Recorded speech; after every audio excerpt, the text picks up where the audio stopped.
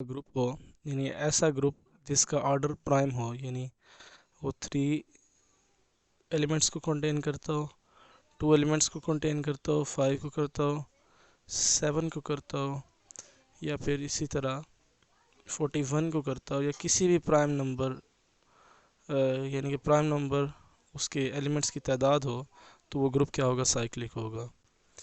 You can verify this, but we have to prove this time. Okay, हम एक group लेते हैं। Let G be a group. G हमारे पास एक ग्रुप है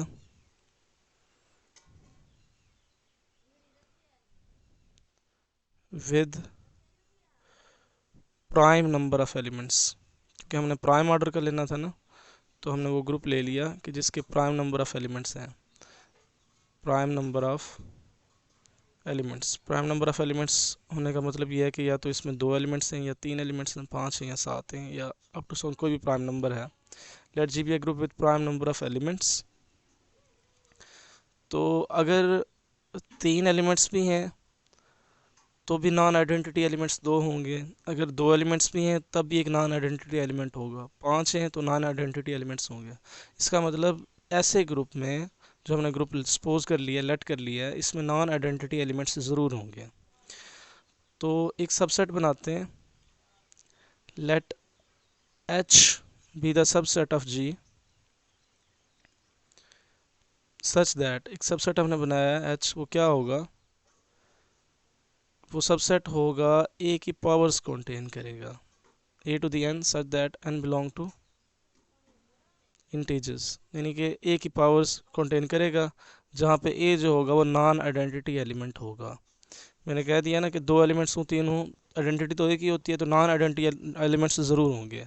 अब फिर नॉन आइडेंटिटी एलिमेंट्स जो हमने ले लिया ए, उसकी पावरें भी ग्रुप में ज़रूर होंगी, क्योंकि वो ग्रुप अंडर द ऑपरेशन क्या होता है? क्लोज होता है।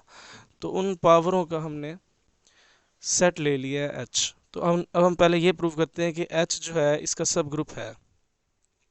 अब ये जो एच हमने लिया है, ये जो है आइडेंटिटी सब ग्रुप नहीं हो सकता, क्योंकि ये ए जो था नॉन आइडेंटिटी एलिमेंट था। अब एच इसका सबसेट है, पहले हम ये प्रूव करते हैं कि एच इसका सब ग्रुप भी है। तो हम 2 एलिमेंट्स ले लेते हैं एच के। लेट टी इक्वल्स टू, अब एच में एलिमेंट्स क्या हैं? ए की पावर्स के हैं, तो मैं 2 एलिमेंट्स ले लेता हूँ, टी और क्यू, जो कि ए की पावर्स में है। एक एलिमेंट है मेरे पास ए टू द पावर, मैं कह देता हूँ जी एम, और एक कह देता हूँ Q equals to a to the power n. कोई भी पावर ले सकता था। अब सब ग्रुप क्राइटेरिया ये कहता है कि एक एलिमेंट लूँ, दूसरे के इन्वर्स के साथ ऑपरेट करूँ, तो वो उस सबसेट में एलिमेंट होना चाहिए। अगर ये सबसेट में है आर्बिट्रेरी एलिमेंट कि ये प्रॉपर्टी अगर सबसेट में होती है, तो वो क्या हो जाता है? सब ग्रुप प्रूव हो जाता है। अब ए टू दी एम, टी की जगह पे क्यू की जगह पे क्या आ जाएगा? ए टू दी एन, और पावर है इसकी -1, तो ये ए की पावर -1 हो जाएगा। अब ये बन जाएगा ए की पावर m माइनस एन। अब ए की कोई भी पावर, देखें ये भी एक पावर थी, उसमें से एक और पावर मैंने सब्ट्रैक्ट की, तो एक इंटीजर ही आएगा। अब इंटीजर जो आएगा ये भी तो एक कोई ना कोई पावर ही बनेगी, जो कि ऑलरेडी हम कह चुके हैं कि सारी की सारी ए की इंटेग्रल पावर्स एच में पड़ी हैं। इसका मतलब ये बिलोंग कर जाएगा एच को। यहाँ से पता चल गया कि एच क्या है? सब ग्रुप है जी का। अब अगर एच सब ग्रुप है जी का, तो हमें लेग्रांजेस थ्योरम क्या कहता है? लेग्रांजेस थ्योरम कहता है कि जो सब ग्रुप का ऑर्डर होता है वो ग्रुप के ऑर्डर को डिवाइड करता है। ऑर्डर ऑफ सब ग्रुप जो होता है वो डिवाइड करता है ऑर्डर ऑफ ग्रुप को। लेकिन यहाँ पे ग्रुप का ऑर्डर क्या है?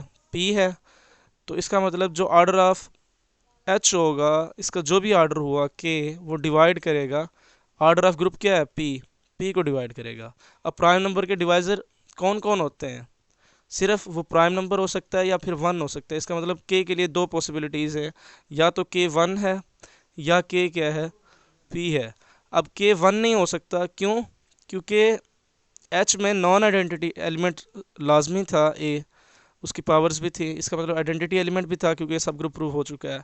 तो के 1 नहीं हो सकता, क्योंकि जो के सब ग्रुप है उसकी तादाद 1 से ज़्यादा है।